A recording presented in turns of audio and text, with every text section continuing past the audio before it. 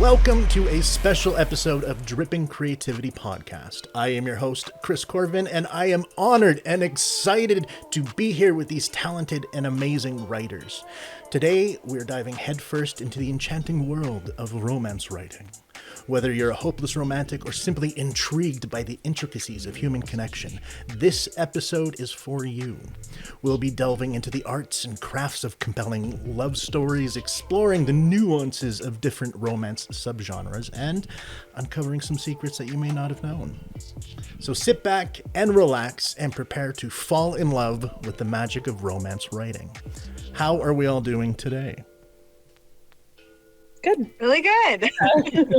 Excellent. So I think just to start this off, we're going to go around the table here, and you can introduce yourself, give a little brief history on what you're doing and what type of romance you enjoy writing with. Let's start with Sara Burton. Hi. Sorry. Now I'm nervous. Okay, so I am a literary romance author. My debut novel is coming out in 21 days. I just counted. I'm nervous as fuck. Am I allowed to swear here? Yeah. But yeah, I don't know.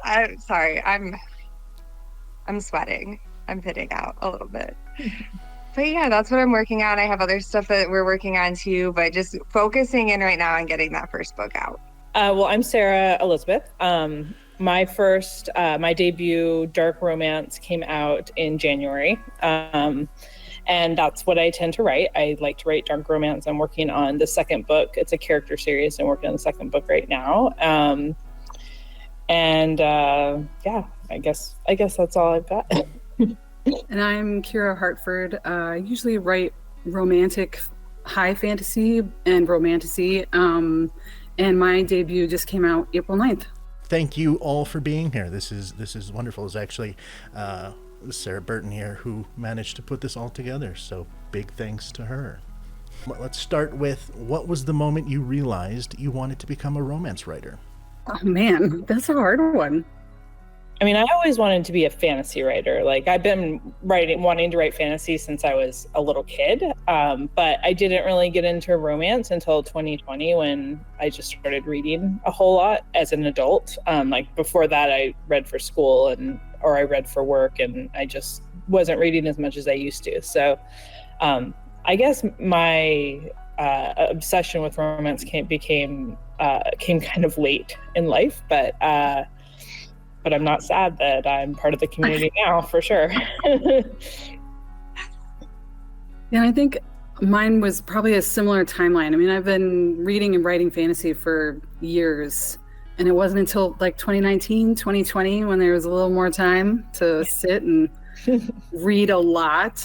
And I picked back up some of my older manuscripts and rewrote, because now that I'm older, The Hobbit is just not quite where it's at anymore. I need a little bit of that tension, a little bit of that, I don't know. As an adult woman, I need a little bit more, right? Yeah, exactly. That's good. If it doesn't hurt, it's not good romance. Man. Right. I needed to spice it up a little bit. So I like taking what I loved as a teenager, moving into adulthood, and just inject a little bit more of that angst and tension. So. Well, I guess I'm like the dirty freak over here, because I knew I wanted to write romance since I was like 14. I was at my grandma's house and like there was no power, and I found a Sandra Brown book. It was Riley in the Morning, and I like went up with my little flashlight and I finished it like overnight. I was like, and then that was it, man. I was like, yep, I want to do that. So yeah, I feel like I'm really new to the romance genre. I don't know. I really didn't start reading it until probably 2 years ago, when I was like, wait a minute, this is more the direction that I'm going. I want to find more of what I am writing instead of reading Brandon Sanderson. And no offense to Brandon Sanderson, but like I needed a little more Sarah J. Maas. Like that's more the direction I was going. So I started picking up some of that. It's funny you say that, because like when I was a kid and I read fantasy, I read a lot of Terry Brooks and Raymond Feist, and just Yes. like a lot of like epic, kind of people would say Tolkien ripoffs, I guess, you know, epic fantasy. But I always was like focused on the relationship between the characters, and like I was shipping them even back then. Or like when I read David Eddings, like even though it was from the perspective of like a teenage boy, he was still trying to get together with the girl, and so. No, that's. I guess like I'd always kind of. That was liked it. I just didn't realize I liked it. Yeah, David Eddings was probably my first foray into fantasy. Was David Eddings, and I just remember being like, "Where's it gonna go? Like, where's the relationship gonna go?" That part was always so. Same with Eragon. I don't know if you've read the Eragon series. There wasn't quite enough in that either for me. Just like. Well, I tried to read them as adults, and I was like, where's the sex? Like we need like it's not dirty enough. But then at the same time you're like, and they're also not old enough. So exactly. It's like I need adult romance injected in everything now. So then as we're talking about different authors and all of that stuff, let's talk about your guilty pleasure books. What type of genres and stuff that, you know, you may not openly go, I loved this so much, but you just can't help but read. Oh man. I mean, Rena Kent's pretty dark. I like a lot of Rena Kent books. She writes, there's like some primal stuff in it, and there's like, you know, exhibitionism and different, I don't even know what some of the stuff is called, but because I don't normally dig into things that go that dark. My books, I always say, are kind of like dark gray compared to books like hers, but I'm always surprised that I like something that's that dark. But I don't know, my favorite is generally I prefer male romances to male female half of the time, because I feel like there's way more angst. Like I know that's weird because everyone's like, oh yeah, women are like dramatic, but I'm like, oh no, like the two guys together, like they're way more dramatic. I might need some recommendations, because that's definitely something that I haven't really, like, I don't know where to start. Yeah, my third book will be male, so. Good. That's where I'll start then. There you go. That might be where I know I have plenty, like I have so many people I could recommend, so. Because I think my guilty pleasure would just be like something like Sarah J. Maas. Like I want to say that was probably my first foray into romantasy, which seems ridiculous, but like I was like, okay, all right, this is not what I was thinking it was. I picked up something years ago. I don't even remember what it was called or who wrote it, and it was so violent. And I was like, no, back up. That's not that. And I was like 20 years younger, and it wasn't. So then I avoided it for so long. And now, like within the last couple of years, you can tell what I was writing, or when I was reading Sarah J. Maas from what I was writing, because it definitely influenced parts of my own writing. So I feel like, because I just read a lot of romance. I read a lot of like lit fic. Honestly, my guilty pleasure is probably like going back and reading like my Goosebumps. Because it's like, who reads those? But I'm like, woo, like this is, and I just like, I don't know, it's just all the feels of being like younger, or like the Boxcar Kids, like I don't know, just like those books that I read when I was younger, and I go back and I'm like, this is why I wanted to write. Like these are books that were like, oh, this is really good, and it kept me like turning the pages, and I just like ate them all up. And it's stuff like that. That's like, people are like, why are you reading a kid's book? I'm like, because it's fucking epic. Like, everybody read these books when they were kids. Like, hands down, The Outsiders is one of my favorite books. And it's written by a 15-year-old, and it's about 15-year-olds. And, like, it's not, I mean, there's not romance in it, but there certainly is bromance, and I'll take it. Like, I think bromance is awesome, so. Yes. One kind of final icebreaker here to get everything going. What is your ideal environment for writing? Are you a cafe person? Are you at home somewhere? Are you just wherever you happen to be? What is your ideal place? I actually think I get the most done in a coffee shop because I'm less distracted by what's going on at home. I have a 7-year-old son, and he's asking me for snacks while I'm writing smut. It's not the same. So So I mean, if I am at home, I like to write on, and it's nice out, I like to write on our balcony because it tends to be quieter, and like my cats will come out and sit with me, and everyone will just come and leave me alone. So that's, if it's raining, I'm just screwed. I just have to write in the kitchen or wherever. I don't even have an office because my husband works at home, so he gets the office because, you know, he makes way more money than me. So. It's very familiar. Yeah. And that was me last night. I was sitting on my patio. We just got an egg chair, and I was like, this is the greatest thing ever. Yeah, I just made this new patio furniture too, because I was like, if I'm going to sit outside this year, like I wanted to see. Yeah, I think for me, we have a den, like we have a split level. So it's like the main floor, and then you go down like 7 steps, and it's our den, and it's dark and it's cold. So I can always have a blanket. Because I like to be in my big leather chair with just like so ghetto, a pillow and then my laptop on top of the pillow, and I just sit there, or my iPad or whatever, in the dark with my water and instrumental music, and that's it. It's so weird. That's very mood setting though. I like it. Yeah. Okay, so then let's start diving into the industry itself here and move on to segment 2. Self-publishing versus traditional publishing. It's one of the biggest debates. You see it absolutely everywhere. Both paths have their pros and cons, but where do you start with this? Sara Elisabeth, let's start with you. I mean, the dream from the time that I graduated college was traditional publishing, but I'm like a young Gen Xer or a elder millennial, whatever you want to call me. And back when I graduated college, it was pretty difficult to get in there. Like, you were mailing manuscripts, and like I was like, I just don't have the thick enough skin to get 200 rejections before anything is accepted. So I didn't even try. So for me, self-publishing was like a way to do that without the stress. It's very stressful to be a self-published author, but it's a different kind of stress. It's like stress I can manage versus like how many people are going to reject, you know, my writing before it's accepted. So for me, I like having the freedom over it. I like having, being able to write what I want to, and pick and choose my editor's comments that I want to use and not want to use, and not have anyone tell me, you know, well, you can't do this because it's not popular, you can't do that. And I, you know, obviously I don't have any experience with traditional publishing per se now, other than, you know, the industry I used to work in before my son was born, which was mostly copy editing. I was an editor, I wasn't a writer. So I mean, I'm happy on the self-publishing route. I don't think that I will even try for traditional, but I guess you never know.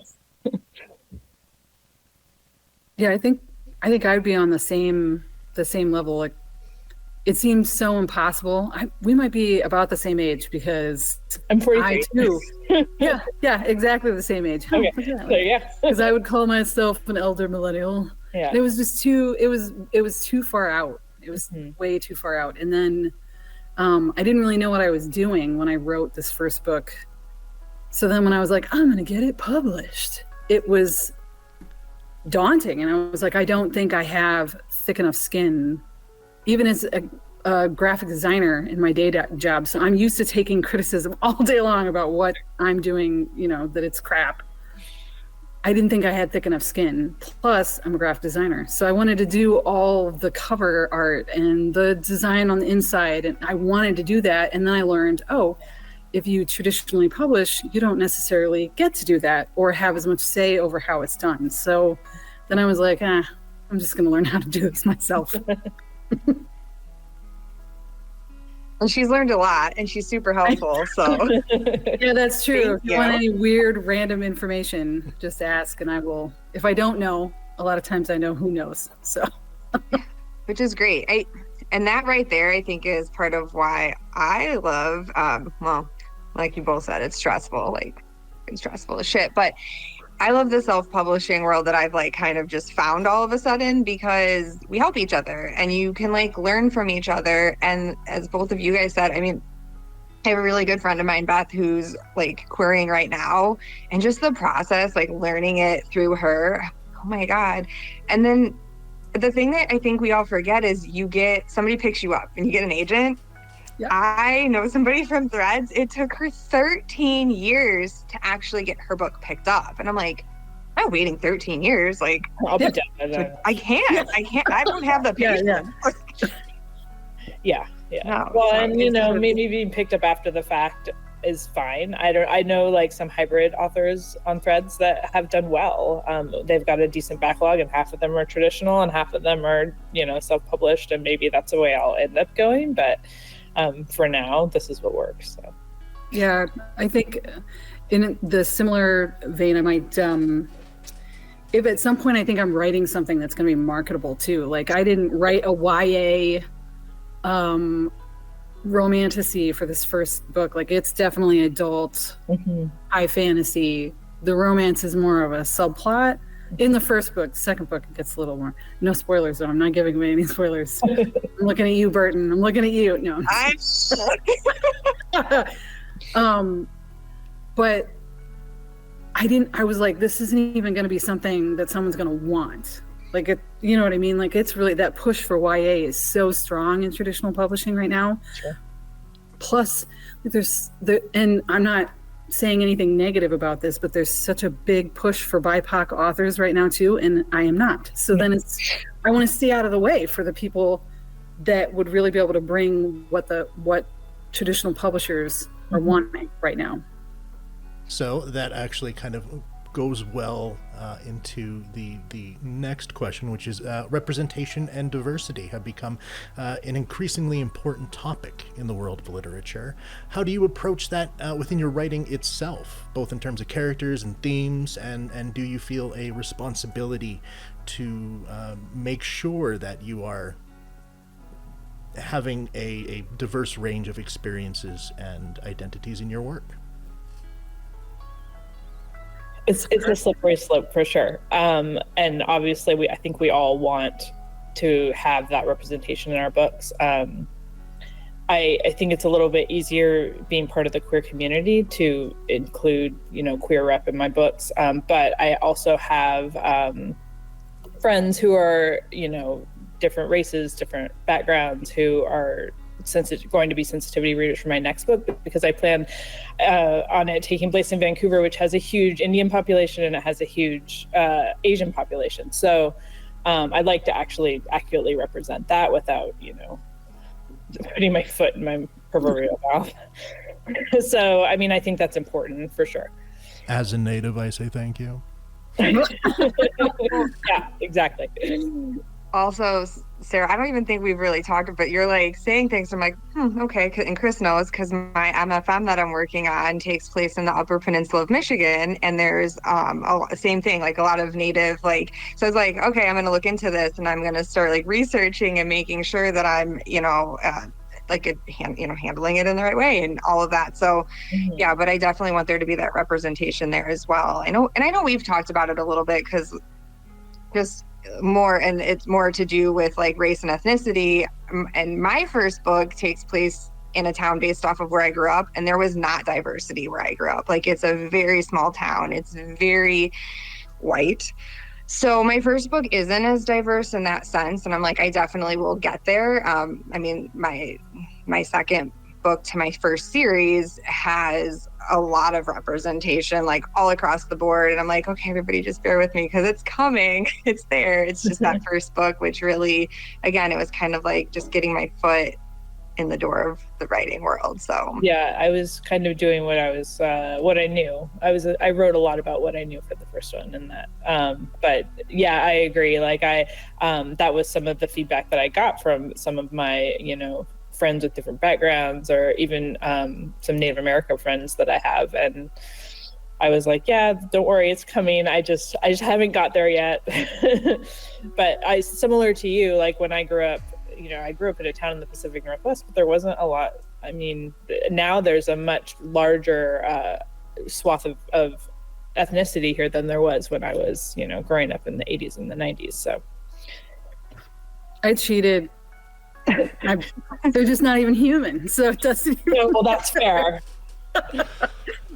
So, but I think that there's super importance that needs to be placed on sensitivity readers, though, for sure.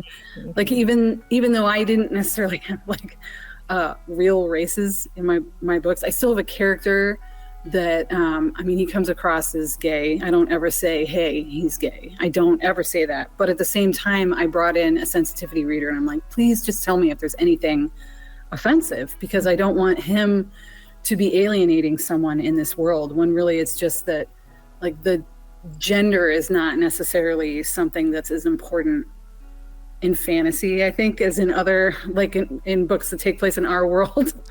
But I still think that there's importance, even if you don't think you have anything at all, to definitely still have someone who has experience in making sure that particular groups are being represented properly. For sure, yeah. And my first book has a bisexual character and a gay character, and then it kind of comes out in my second book that one of the characters was also a lesbian. And so I know there's not a lot of female representation out there right now, and people are looking for more sapphic romance. So I'm trying to include that more in my next book for sure. Like, I think sapphic romance is awesome. So, so I want to make sure that even within like the queer community, that I'm representing like a decent amount of people in a positive way, in a sensitive way. That's the important thing, is that positive, and not having like a villain that takes on some of, like, I hate when people do that. We're talking like Pretty Little Liars here. Yeah, where I'm like, Pretty Little Liars that did that. They were like, it was like a trans character was the villain. Yeah. I was like, come on, guys, like. Like, I get that if that's the character, but if that's the only character in the whole thing, I don't know. No, at this point, I feel like the villain should be not, as long as it's not a bear, like, right? So. Right. Yes. So topical. God. That was so topical. My villain's a white male with it's not a bear. So nicely done. I like that. Wow. Man, watching that Discord on Threads is just insane. It's hard. Holy shit. It's really hard on TikTok too. Don't go over there. Oh no, I don't even have like an author presence on TikTok because I'm too old. So I'm too old too. Over there, but we're the same age. Well, to be fair, you're probably a more responsible author than I am, because I should be on TikTok. I'm just That's true. I might be. I don't know. I can't speak to everyone. No, I just try to avoid it. Like I post just enough and then I run away. Right. Yeah. I have the account. I just have never put anything on it. So. It's probably good. All right. So then moving on, let's talk about stereotypes and stigma. Romance literature has often been unfairly stigmatized and pigeonholed by a lot of things. How do you navigate around the stereotypes and challenges associated with the genre? Have you ever faced criticism or judgment when you're writing from anything that you decided I'm going to run with this idea anyways, even though it is kind of stereotypical? I mean, honestly, I think romance stereotypes are kind of awesome, like, for the most part. Like, all the tropes that we use, like, yeah, everyone's seen enemies to lovers. Everyone loves enemies to lovers. So what? It's awesome. Like, why not use it? Yes. So I have a hard time, like, avoiding, like, if I like the stereotype, I'm probably going to use it. And I think that people who judge romance based on that are a little bit small-minded about it, because, I mean, there's nothing wrong with, what we're writing. Like, we're pretty much like the whole backbone of the book world at this point. Like, my back hurts from holding up, all the other genres that are trying to make it out there. And I think that most of the stereotypes are unfounded in romance, and that they probably and people should probably be a bit more open-minded about it. I think it's definitely, I don't even know if stereotype is really, I guess it's not even the right word, like, Yeah. Well, and I feel like this might be too dark. I feel like it's people's own shame coming out. No, totally. In a way that's, because like I was saying, I'm fairly new to reading and writing romance, and I feel like part of that was my own shame in the way I was brought up and thinking about sex and how the role of sex should be in a relationship and in your life and as a woman and all these weird things. And I feel like in this day and age, we're breaking out of those so much, and romance is helping a lot of people feel more comfortable about themselves, about maybe their fetishes, all of these things, because we're human beings, and just like everything else, we're all existing on a spectrum. And it's like, for the first time ever, we have this huge spectrum of literature of different people being represented, different fetishes, different ideas. So I don't know. I think romance is amazing. I think it is too. And like the criticism that I have gotten, unfortunately, it's been from, like, I spent 10 years I'm from Washington State, but I spent 10 years living in the South. And I have friends who I've known since college, and they have essentially defriended me just because of what I write. So, I mean, there's still that stigma out there. And I almost feel like we have a cause at this point. Like, there's nothing to be ashamed of. Like, it's sexuality. Like, everyone has it, everyone's part of it. Like, I don't know, it sucks that I'm not friends with those people anymore, but at the same time, like, I feel like I'm helping other people who, you know, are new to it and did go through some sort of traumatic thing with it in the 80s and 90s, when your parents were like, oh no, don't watch Red Shoe Diaries. We were talking, Sarah and I were just talking about this, Red Shoe Diaries in the middle of the night on Showtime. Oh no. Like, oh man, I absolutely loved that show. Cinemax, whatever it was. Like, we're staying up till like midnight watching. I'm like rapidly Googling, and it's like softcore. I'm like, what is this? Not even the good stuff. It's very very soft. But I was saying, so I have this like crazy idea in my head, like, you know, everybody's doing indie spotlights, and I'm like, I want to do an indie spotlight, but I want it to be like a Sara indie spotlight, and I'm gonna like release it probably like late, like midnight. And I was telling her, I'm like, you know, when Cinemax used to turn to Skinemax, and it's gonna be like that. And I'm gonna interview everybody, and at the end of the interview, there's gonna be like one really naughty question that you have to answer. Almost like a truth or dare, but your dare is so terrible that you have to answer. Yes. 100%. Yeah. I like it. So, going off of that one, let's talk about the different subgenres of romance. Let's start with talking about your specific one that you write in, and then let's talk about ones that maybe you want to dive into or don't understand, because there's a lot of subgenres here. I feel like they can all be, anything can be a romance, first of all. Like, that's, and I feel like we need to get to that place. But for me, it's romantasy or romantic fantasy, which are two different things, by the way. I don't know if you guys are in on that. I've heard that they're two different things, but it's so I don't write or read much. So romantic fantasy means you can take the romance out and the book would still stand. So in the case of my book, like, it's like a Romeo and Juliet retelling. You could take that Romeo and Juliet kind of almost insta-lovey thing out, and it would still be a fantasy book and stand on its own. Romantasy is a romance that's wrapped in a fantasy world. So you can't take the romance out of that at all. It will not stand on its own at all. Mm-hmm. And I kind of waffle between the two. I'm like borderline between the two. Like because I know Burton has mentioned that it's romantasy, and I'm like, it doesn't have all of the stuff that people expect from a romantasy. Like, well, that would be a spoiler. I can't say, but no HEA in the first book. But, you know, there's certain things that people expect, and that's not necessarily in there because it would be the first book anyway, more to the romantic fantasy side of things. But then you get into fantasy romance. I don't necessarily understand the difference between fantasy romance and romantasy. To me, those are the same things. I don't know. But those are my genres. I mean, I want to do cozy romantasy, but that's like a whole different, I don't know. I mean, I write, I don't know if I'll step out of dark romance or not. I've always wanted to write romantasy because of my love of fantasy as a kid, but I have this fear of world building that I like to build, or I don't mind world building if it's within the world I already know, but making up an entirely new one just sounds really intimidating. So it's something that's on my plate for later. But, you know, as far as dark romance goes, like I mentioned before, I kind of consider my dark romance to be kind of charcoal gray.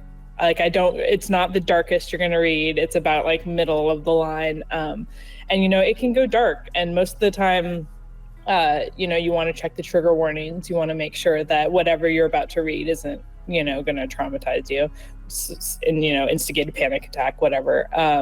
But I mean, they can include things like sexual assault and rape and, you know, stalking and alcohol and drug abuse and all that sort of thing.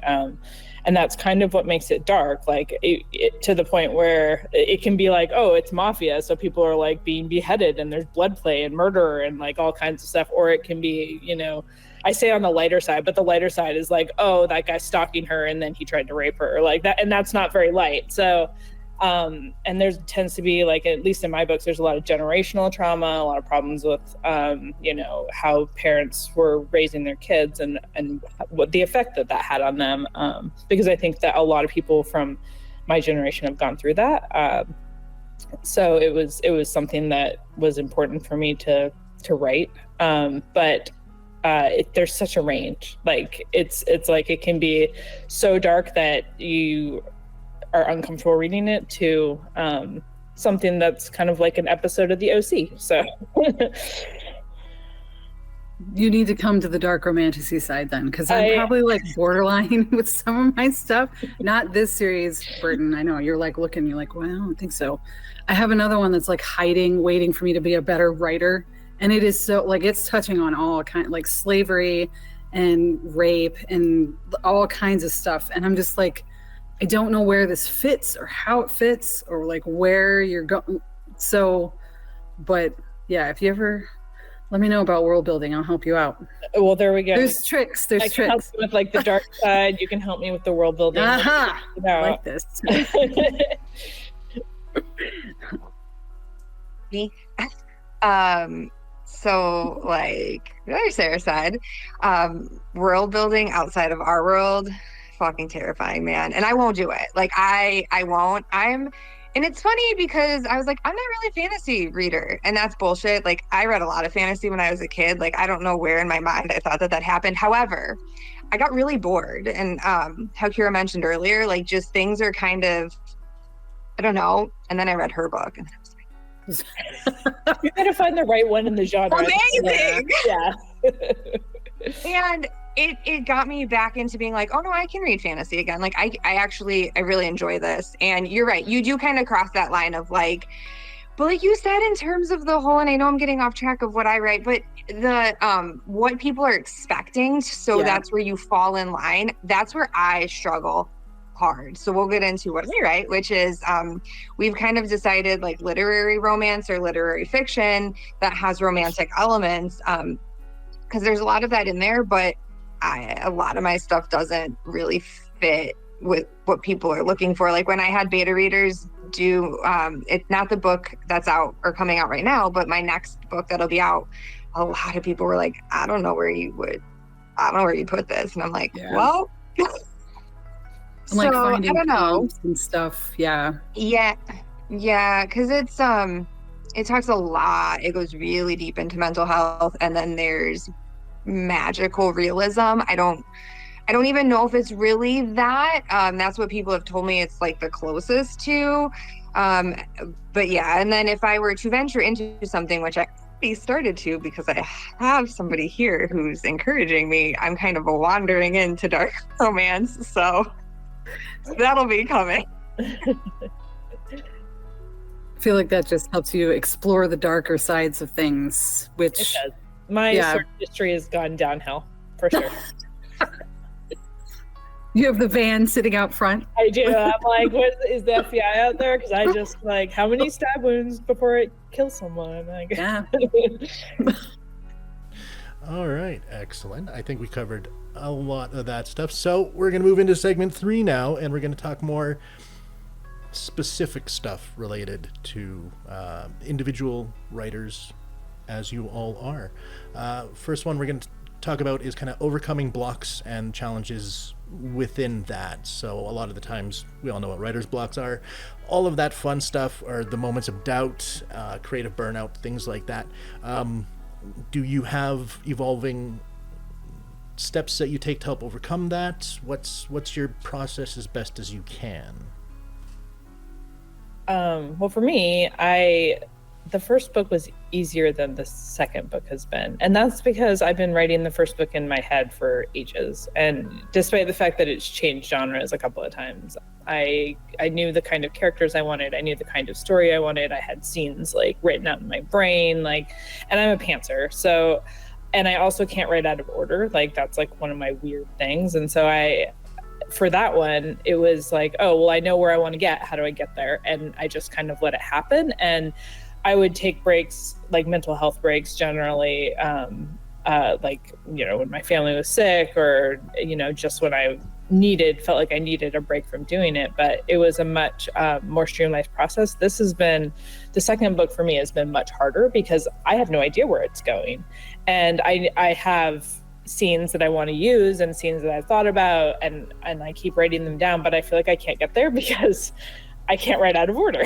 So I've been talking to Sara about them because that's actually what gets me unstuck, is talking to some of my other author friends, because they're like, oh, well, why don't you try this, or why don't you try that? And it kind of gets gets the energy back into it. And I feel like that's a way forward. Like, I pretty much need an outline in my head and then I can move forward. But sometimes I get stuck, and it's rough when I'm stuck like that, because I just want to keep going. I want to get to like the scene that I'm looking forward to writing, but how do I get there? I have no idea. So that's the hardest part for me, and I think that it's like my own limitation. And it's funny because I'm not a pantser for anything else in my life. I'm very organized, but I can't outline a story to save my life. So, or I don't know if you're like me, you outline it and then you get part of the way in, and then you're just like, well, that isn't going to happen the way I outlined it at all. Yeah. Like, you try to be a plotter and it never happens that way. Yeah. I too am a pantser. I usually write in order, but with this second book that I'm working on, I have the first draft done. I'm going back through and rewriting some scenes because I wrote it before book one was completely finished. So there's some inconsistencies that need to be fixed. But I did skip around a little bit more with book two, and I will not be doing that with book three, because it is so much harder to go back and try, when you're a pantser anyway, to try and fit in those little pieces that you didn't want to write at the time. You still don't want to write them now. How are you going to... But for me, when I get to the point where I really just can't continue on what I'm actively working on, I'll either put that away and read, or I do a lot of illustration, painting, drawing, or I go to another plot. And so I have like 5 different plots going. But I know in my head, I'm like, this is just a really fun one. It may never see the light of day. It's just for me to work out some different things. And a lot of times reading actually gets me back into what I'm working on. But it's a combination of all these different things. As long as there's something else creative that you can move into, I think, and give yourself the grace to say, okay, I can't do this right now. I really can't. I need to step away, instead of forcing yourself to try to do it. One of the things that really helps me too is I always read like the chapter, or at least the few paragraphs before that I wrote, like the day before or the week before, whenever I last wrote, and to get me back into the story. And I think that helps. And sometimes, like, if I'm not feeling like writing, I'll just reread like part of what I wrote and just make sure that it's going in the right direction. And then at least I feels like I did something productive with my time, even if I don't feel like I can get more words on the page. So that definitely helps too. I do that a lot too. Where I'll just like reread stuff to make sure that we're going somewhere. But I'm also a pantser, and I story jump. So like you mentioned, you have like stuff working. I have 7 work in progresses right now. Too many. Trigger warning. Oh yeah. And like Chris knows, so I don't write stuff down. And like, well, I was gonna say, Sarah's reading my book right now, and I wrote the entire, I don't know where you're at, I wrote the entire like middle-ish section first, and then I went back, but like I had like scenes from the beginning, I finished the ending, like I like filled it all in, like that's how I work, but it takes place over like 20 something years. So eventually I did get smart and I like made a timeline, because there's a lot of references in there, and I'm like, well, we're not dropping this song if this song wasn't out. Like there was like Cascadia's, every time we touch, I'm like, I need this for this book. And then I'm like, well, this party happens in April and that song came out in August of that year, so we ain't doing it because it's not perfect. But I jump a lot. Like if I get stuck on something I'm working on, I just go to the next story, and then I'll be writing like 3 or 4 things at a time. And you got to start moving around from genre to genre. I feel like that I was actually helps. so grateful for my editor, because I didn't even have a book Bible for my first book. So she made one as she was editing it, and then she sent it with her editing notes, and I was like, bless you, this will help me so much with the second book.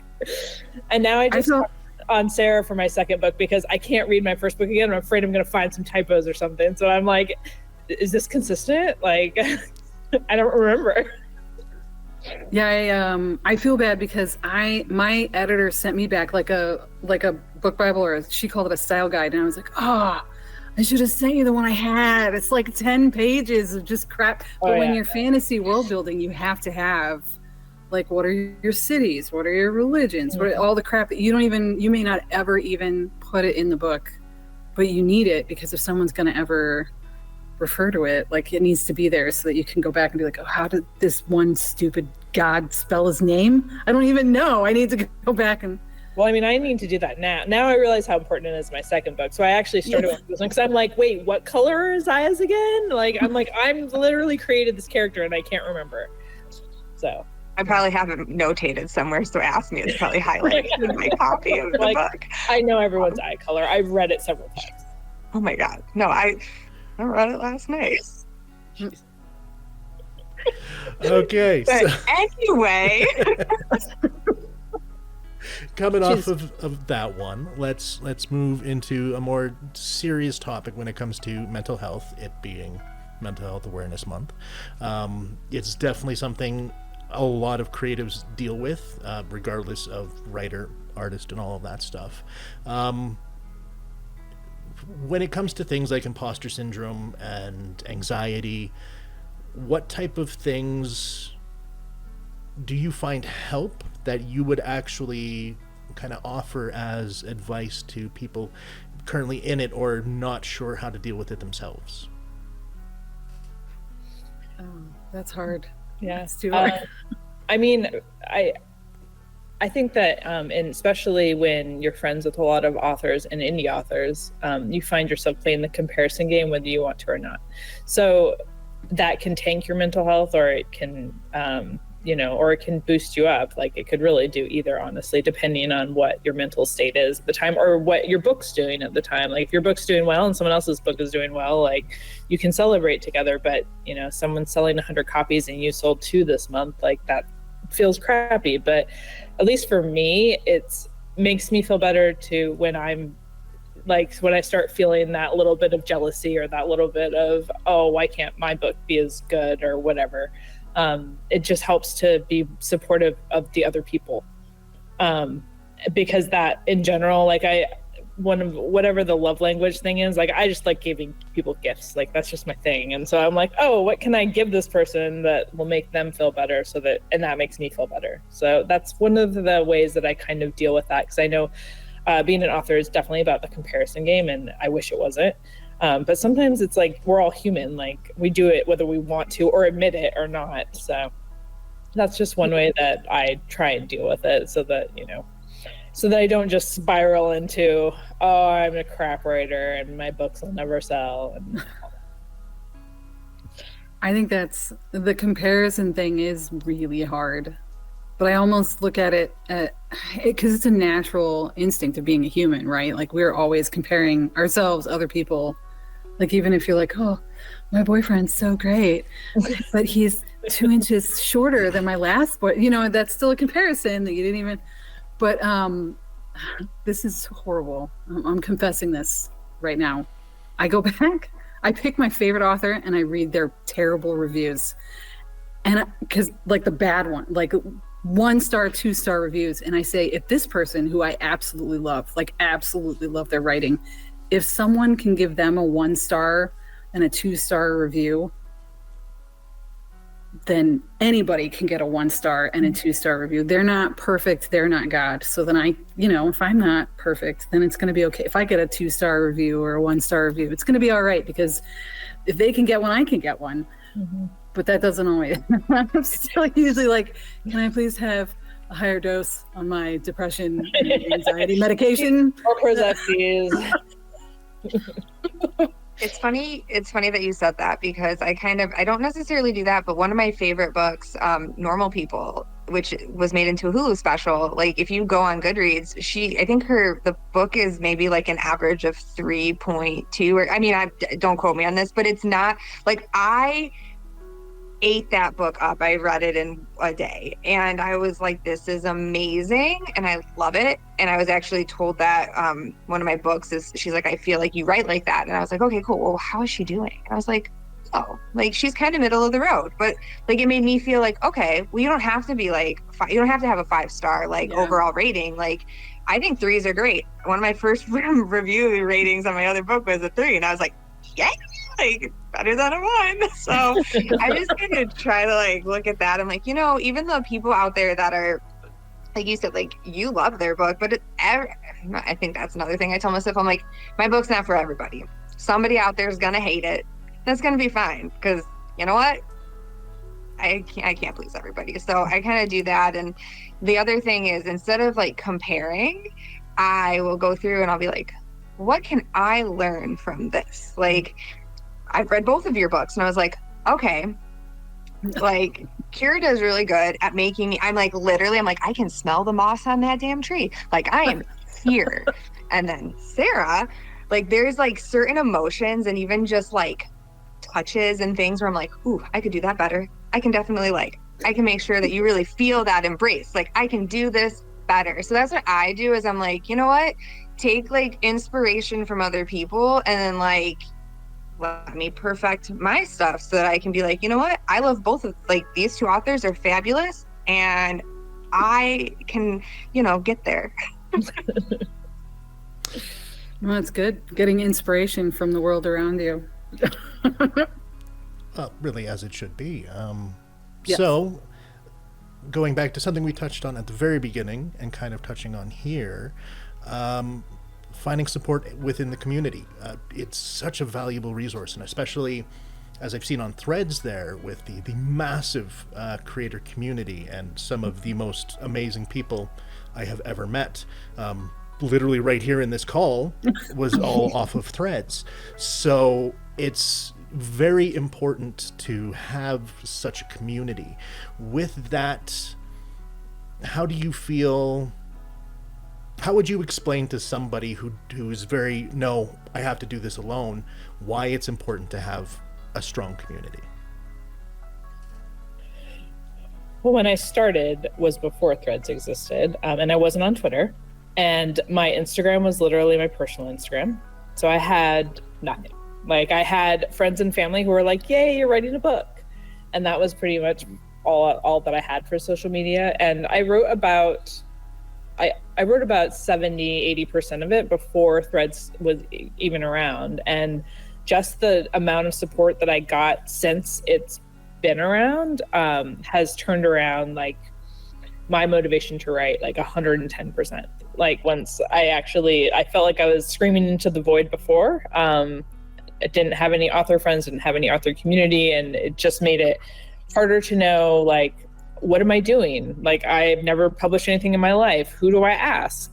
And the community has been like such a godsend for like any sort of questions I have. Like someone always has experience, whether good or bad, to kind of head me in the right direction. And that feeling that I'm not trying to figure it all out on my own has been like, it's been 1,000 times better than it was before. So, and then just being able to carry like those contacts from Threads over onto Instagram to some extent, because I didn't have the Instagram following I needed. So, it's It's been awesome. I love it. Yeah, I had a similar, I started writing before Threads, but like I wrote my whole first book completely in a void. Like I had no idea there was even a community on Instagram. I'm not on Twitter. I had my Facebook. My Instagram was my personal account. Like all these things are very much the same. Yeah. I finished a book and one of my friends that I've known my whole life is like, oh, my wife's working on a book. She's on Instagram and she's in groups on Facebook. And I was like, I didn't even know this was a thing. So I just started inserting myself in all the, just be like, hey, what's up? I'm here. And I just learned so much, and just finding people that were more than happy to give me answer any of my crazy questions, would read stuff and be like, oh, this is total crap. Or, oh, this is great. Work on this. Or have you ever heard of Save the Cat 3-act story structure? Which I was like, no. Like all of these things. And so I think Instagram, Threads, those are the two places where you can really find someone to answer a question if you have one, someone to bounce ideas off of. It's the middle of the night, you have no idea what you're still doing up, and there's someone on that is going to respond. Yeah, it's amazing. Like it'll be the middle of the night and I'm like, well, let's see, who are my friends in New Zealand? Who are my friends in Australia? Like who's in England that I can talk to right now? Yep, it's definitely made the world. It made the world smaller in a way that has definitely condensed it into this little community. And I just know so many people are afraid to share. Like I was 40 years old before I let anybody read, and like I've been writing for years, and no one can read this. And I went from that to, here's all of my stuff all over the place. Please read these things, give me feedback. Mm-hmm. And that wouldn't have even happened if it wasn't for these online communities where people, they're not gatekeepers. We're all in the same boat. We're all doing these things.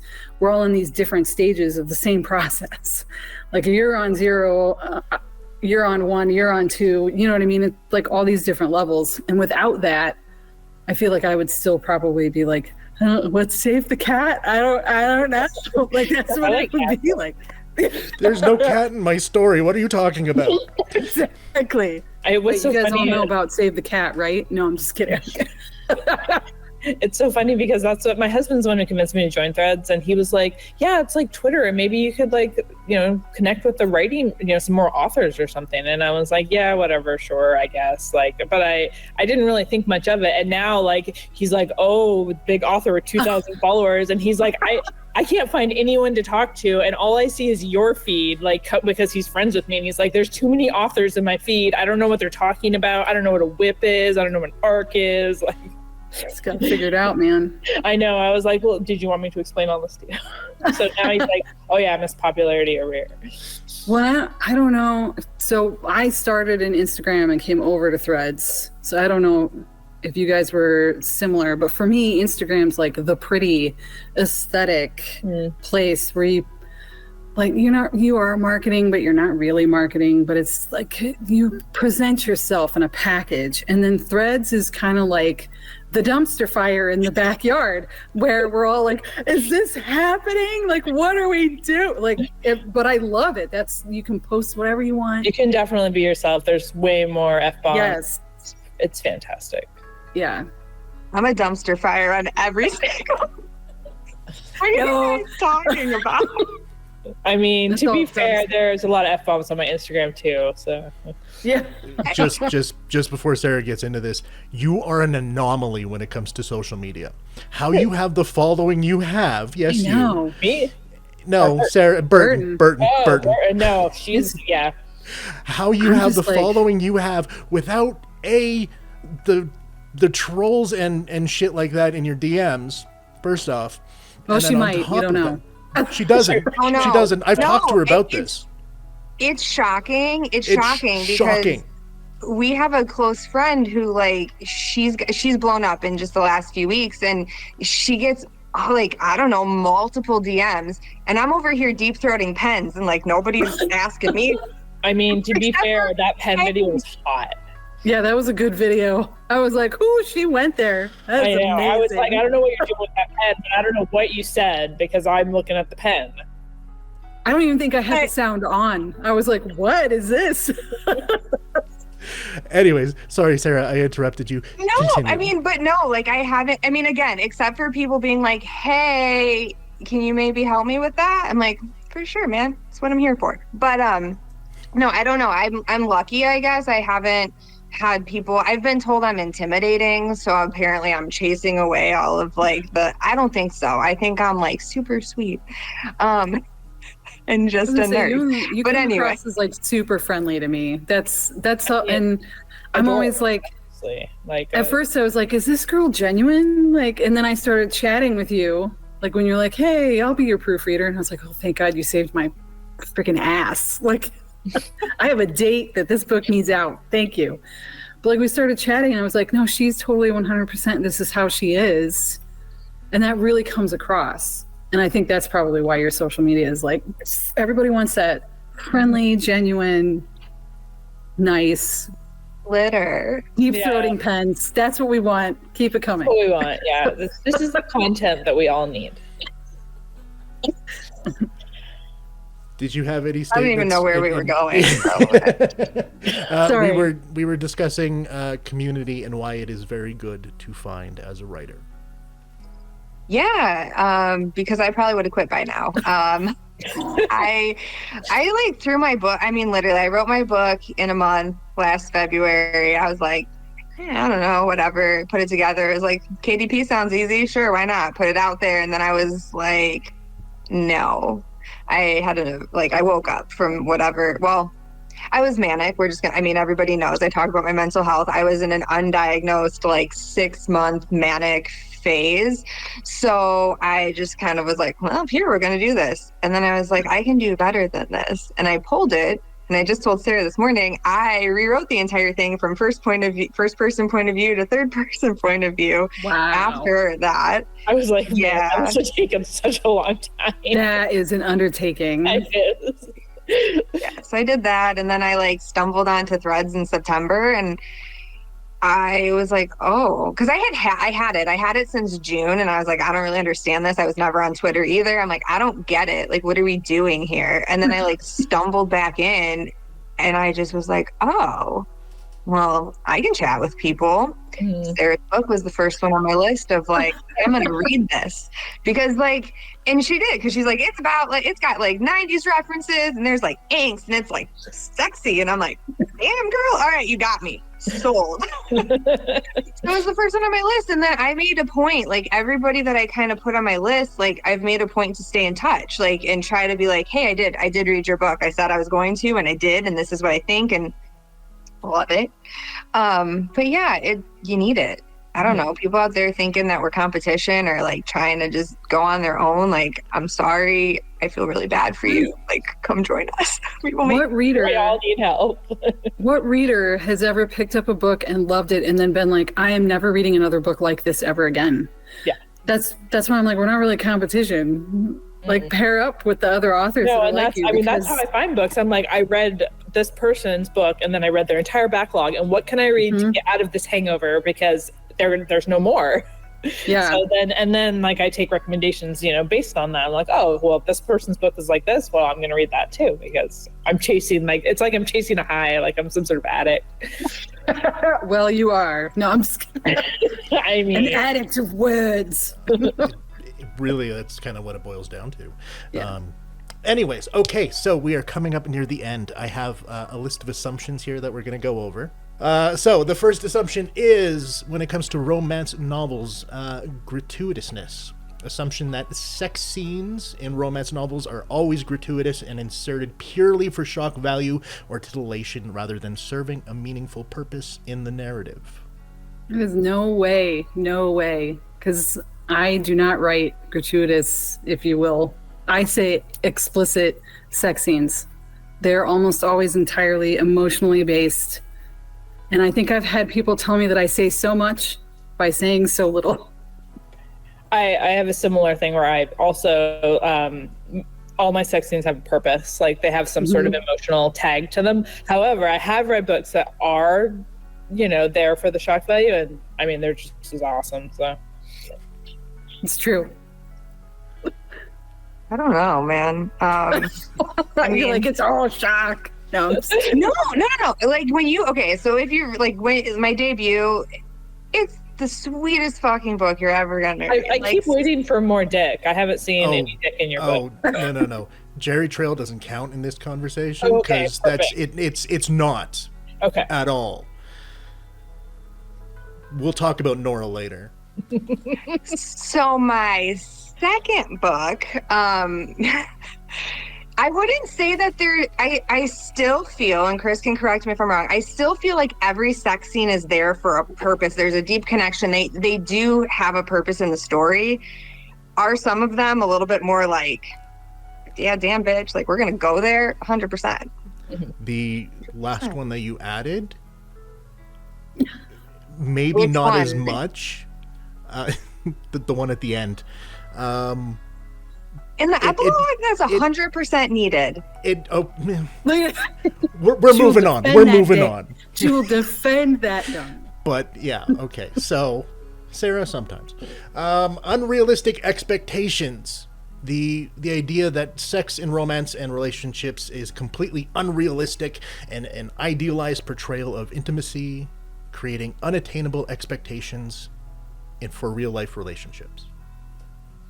I mean, maybe you're just in the wrong relationship. Sorry, that was a burn. Facts. No, that was facts. That was facts. But I mean, to some extent, sure. But like everyone's living in a fantasy. Like when you watch, I want to go on a quest and throw a ring in a mountain. Like it's a fantasy world. Like read what you want, and it's not necessarily, the expectation isn't that it's going to be your real life. It never has been. And that's not why I read. we read to escape. Yeah. Like if I want, well, I love my husband. He's upstairs. But if I wanted average dick in my books, I mean, I have that, right? I need better than that. No, I'm just kidding. I love you. You can't hear me, but no. I'll put a disclaimer up right here. It's fine. But no, like you read for an escape. So if it's potentially crazy, then it is. I don't know.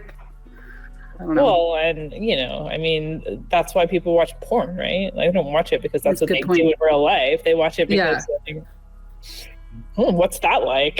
Exactly. I mean, I like to take notes to see if I'm doing it. But I need that actually. I'm like, I don't know how to. My favorite is when people are like, so is this like based on your life? And I'm like, that was the next one. That was the next one right there. I literally had somebody like preposition me and my husband for like a throuple, and I was like, well, we're not really into that, but just because my book has that. I mean, I do write from experience, and I have brought up the topic of, I'm like, if one of my exes were to read this, would they know? Fair enough, yeah. Like, would they know it was them? Like, would they be like, oh, damn, she remembered that, man? And I'd be like, yeah, dude, it's all up here, locked in, because you're going to be in a book one day. Just wait. Don't piss her off.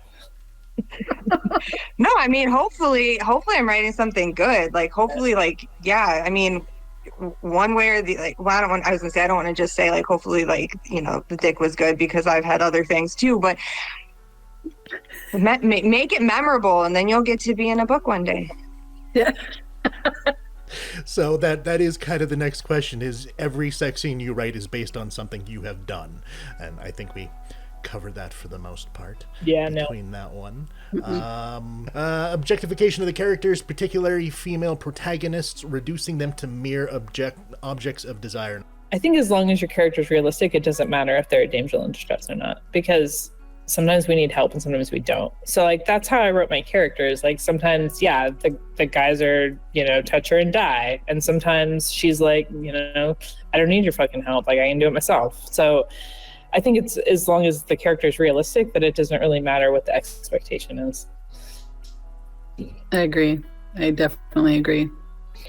I've gotten yelled at for objectification the other way. My husband, Oh, totally. Yeah. I'm like, yeah, he read my book the first time. He was like, you have made this one character way too perfect. And I was like, I don't understand.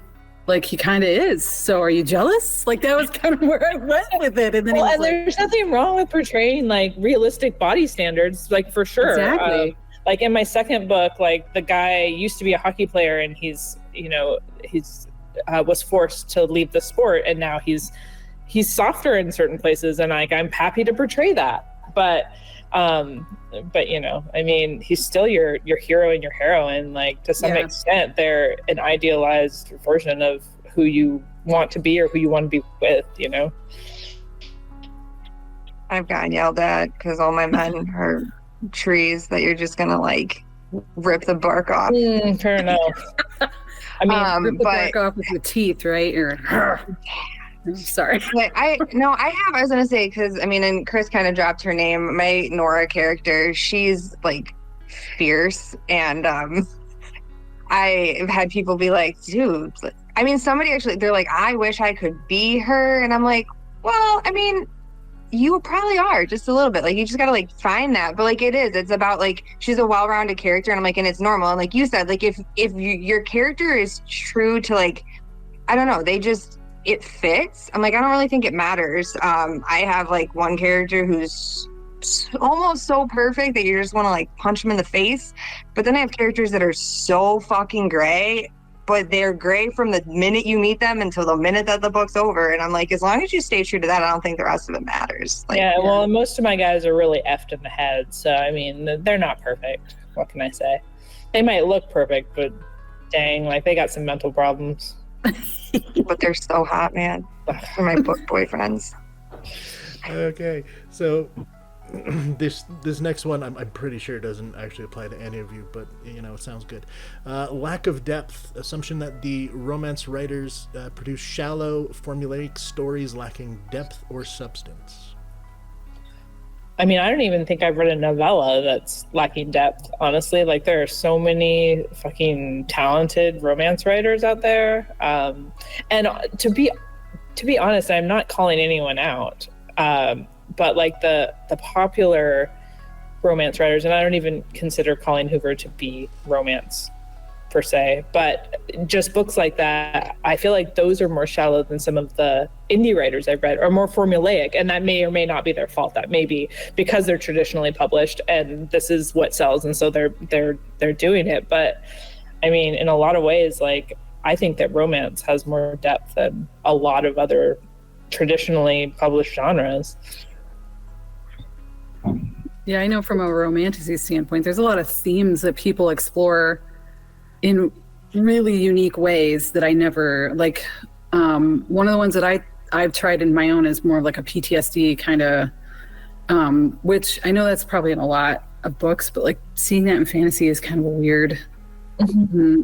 Yeah, you know what I mean. But I think that there's more depth in romance books in general, because you're not just getting like a story, you're also getting these relationships and how they're building together or apart, or how, you know what I mean, however it's happening. So it's, instead of just like a guy going to work and then coming home from work and then having dinner, and you know what I mean, like there's more to it than just that. You're seeing, and I also agree that like traditional versus indie, I wonder if it is the expectation or their editor that's saying, hey, it needs to fit these tropes or these boxes. But indie definitely has a much larger scale of depth to them, for sure. That'll bring us into the next one there. All romance novels are overly, the wording we're talking about earlier when it came to like engorged members and things like that. That is in all books, and go for it. I mean, Talk I know to me about words, about penises. I know, you know, romance writers. I can think of one in particular who loves his purple prose, and that's like his thing, and he's very good at it. And if that's your thing, like, read his books. But you know, there's only so much there's not that many variations on dick and cock, like, to be honest. So and if they are, like, can you take them seriously? Like, I want people to take my sex scenes somewhat seriously. So yeah, we're not having, engorged members, things like that. I think most romance writers try to avoid flowery language like that. So I will say, because my suitor book, I tried to stay true to the characters. Like in the male's point of view, he's a little bit like more like he'll, when he's talking, you're going to, he's going to say certain things. Now, my girl, like, she's just so cute and just sweet. And so, like, I kind of tried to formulate, like, how would they actually talk about these things? And those are, like, the terms that I'm going to use. So, like, those books are really, like, sweet. Now, my next book, like, she literally asks him to lick her from her cunt to her asshole. So, like, it's in there, and I don't care. Like, you like it or you don't like it, but hey, that's what people are, Yeah, and I mean, there are people there's always someone who's going to think a word's gross. Like, there are people's ick words, and they exist, and some people use them, and Well, and they're all like, different. Yeah, they're all Well, and I've never gone through, like, and been like, oh, because I thesaurus a lot of words, but I don't really thesaurus any sex words. Like, there's, like, the top, like, 5, and I'm good. Yeah. I can't do juicing. Like, when somebody's like, her juices were like, like, I'm done. Like, I'm out, man. Don't, like, no. Okay, now we're going to move into some positive assumptions before we wrap up here. People assume that romance writers are inherently romantic individuals that believe in love and happily ever afters. No. I mean, we got 2 maybes and Sarah just smiling. I think that it's very possible. I've been married for 17 years, so it's like it's out there. I don't know if it necessarily looks the same. I think it looks different for everyone, for sure. Like, I've been married 15 years too, and, like, obviously no one in sight, but I don't consider myself a romantic. I get complaints from my husband all the time. He's like, hug me. Like, he wants me to touch him all the time. And I'm like, I'm sorry. I didn't even, like, I'm just not a toucher. And they're like, you write romance. And I'm like, yeah, but that's just not my personality. Your love language is something completely different. Completely like mine different. Like coffee and sushi, and that's it. And then move on. No, buy me a cookie. I'm fine. Right.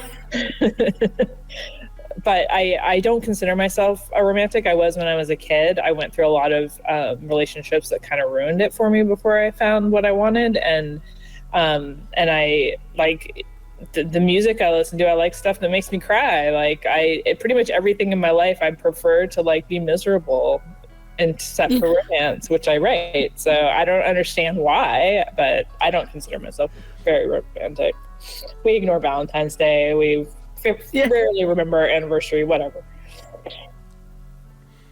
I'm kind of, I guess, like, middle of the road. I don't like, I fucking hate Valentine's Day. Don't buy me a card. Don't give me flowers. They're gonna die. Like, I don't want that shit. Like, no. But, like, am I a fucking horrible, hopeless romantic? Yes. Like, when my friends are like, oh, I just met this guy, and they tell me about him, I'm like, oh, to be fair, I am a romantic for other people. Totally. Yes. Yeah, like, and that's where I'm like, I think all my characters are gonna, like, I shouldn't say that, because, like, I do put them through, like, hell and back, but I'm just kind of like, I don't know. I want everybody to be happy, but I guess to the point of, like, happiness is different for everybody. Like, I mean, my friend right now is, like, totally teaching me about just being in a poly relationship and what are they called? So ethically non-monogamous relationships. And I'm like, please tell me more. Please educate me. Like, I want to know. And if that's what works for you, like, she's the happiest she's probably been in, like, 10 years. And I'm like, this is fucking great, man. Like, yes, do you. And if that, like, I don't know. So yeah. I think that would be, maybe we're romantics in the sense that we want other people to experience that, and so we're writing these stories of that so that they can experience it, even if they're not necessarily in love themselves. Because, like, I have a lot of my friends are, like, 10 years younger than me, or 15, 20 years younger than me. And I live vicariously through their dating relationships. I'm like, oh, what are you guys doing tonight? Like, what? Yeah, show me all these guys that you're swiping on. Let's talk about. And they're just like, you're the old married lady. Come on. And I'm like, yeah, I know, but like, I need some of this too. So that actually goes quite nice into the next assumption, which is romance writers possess a deep understanding of human emotion and relationships, making them very empathic storytellers. I think maybe to a certain... I think in order to write realistic characters, you have to be that way somewhat. Maybe not necessarily for everything all the time, but I don't know. Empathy in general is important. Mm-hmm. Just as human beings. I don't know. Yeah. That's a hard one. Yeah, it is. And for being someone who I don't consider myself romantic, but at the same time, I've been in love so many times.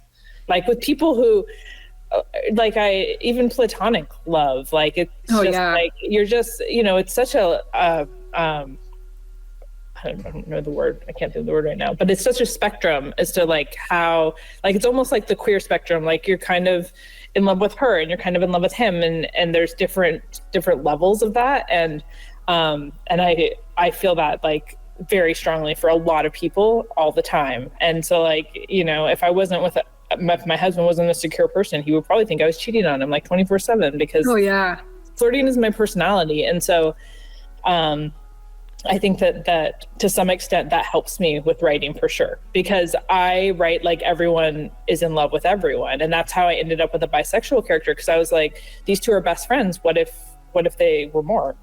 Like, what would that be like? And that's just led that way. So I think it helps.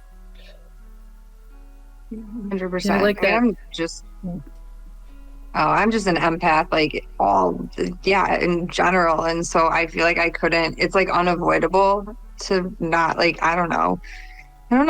But yeah, to Sarah's point, I fall in love with everybody. Like, like, I mean, yeah, like platonic, like, but yes, like the amount of people that I've like loved in my life, I'm just like, you guys are so cute and you just make my heart so smooth. I like that, the concept of platonic. Like, I feel like there isn't enough of that in our stories too. Like how many, well, and to your point about if your husband wasn't confident, you would think you were cheating. Same, because like I have good friends. I have a friend from work that I've worked with him for 14 years and we're goofy. And like if no one knew who we were and knew that like we had a brother-sister relationship, they would probably think that we were having an affair because that's just the way we act around each other.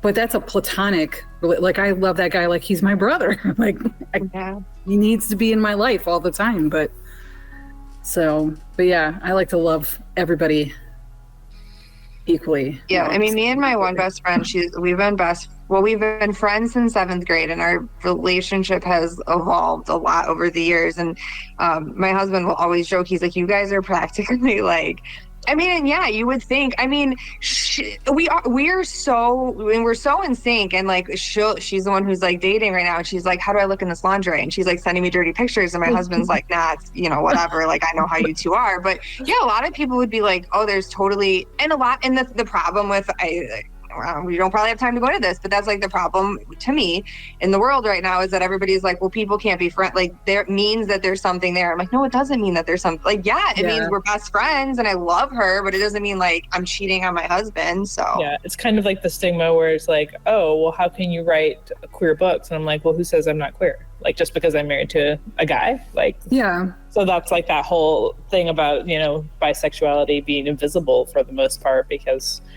you can't really tell that someone is unless they tell you that they are.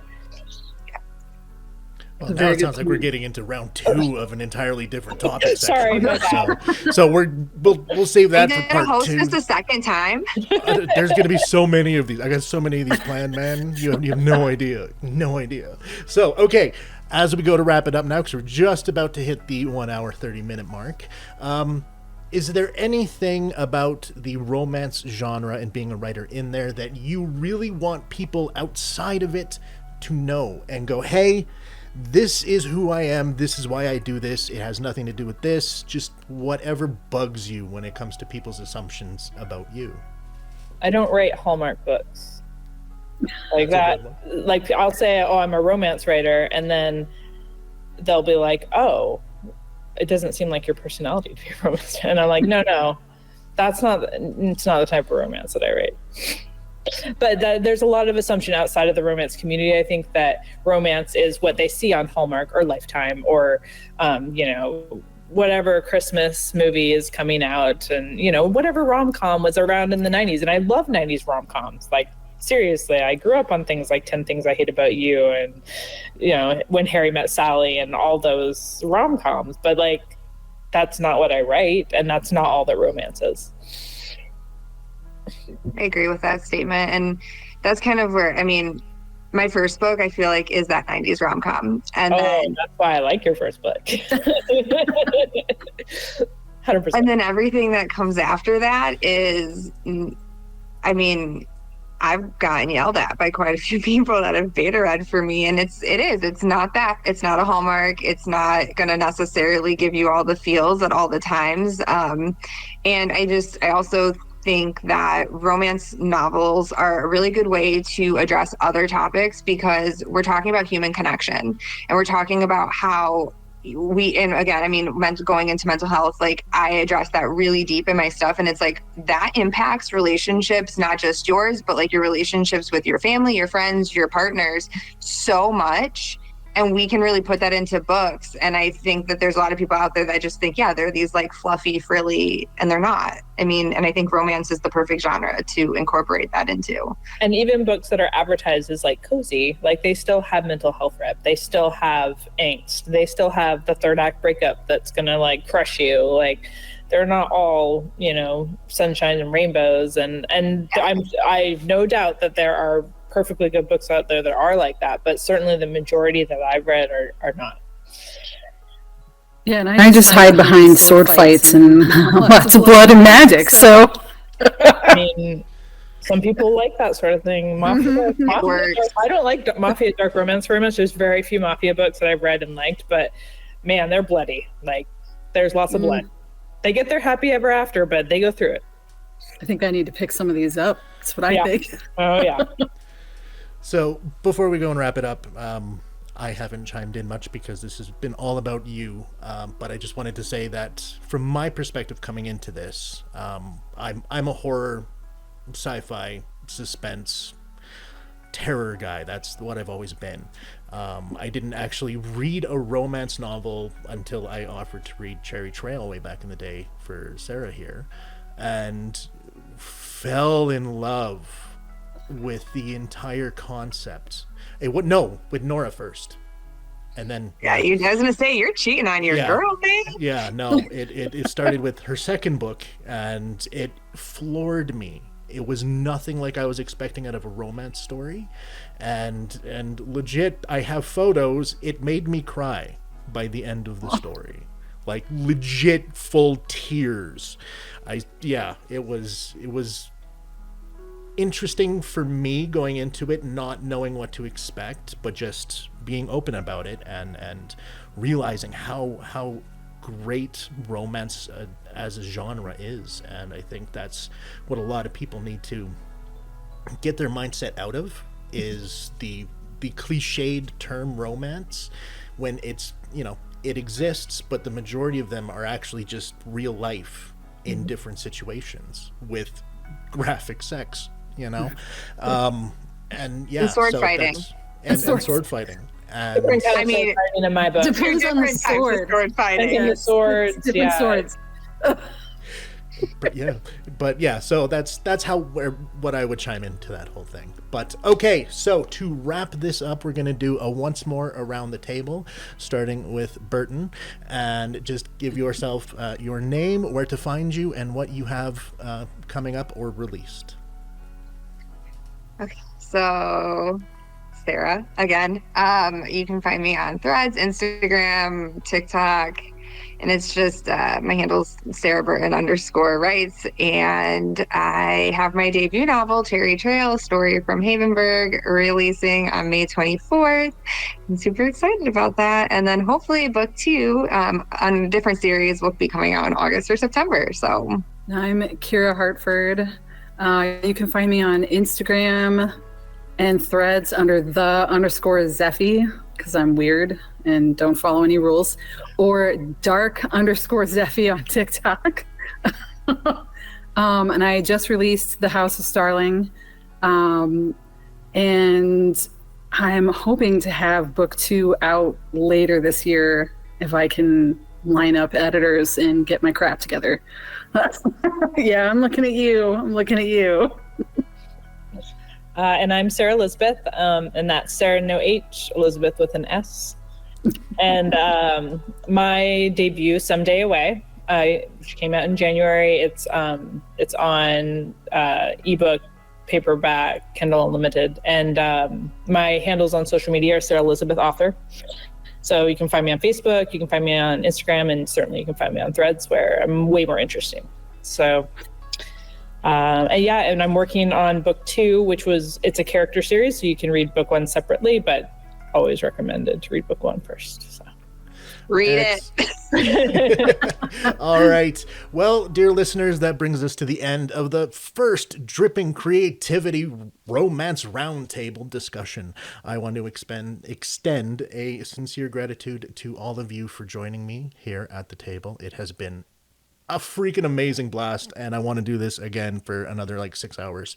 We can cover so many other things, and it's so great. To everyone else, we hope you are inspired by the depth and passion shared in today's conversation. Remember, creativity knows no bounds, so let your imagination run wild and keep dripping with creativity. My name is Chris Corvan. You can find me everywhere at Chris of the Void. And until next time, we'll see you later. Bye.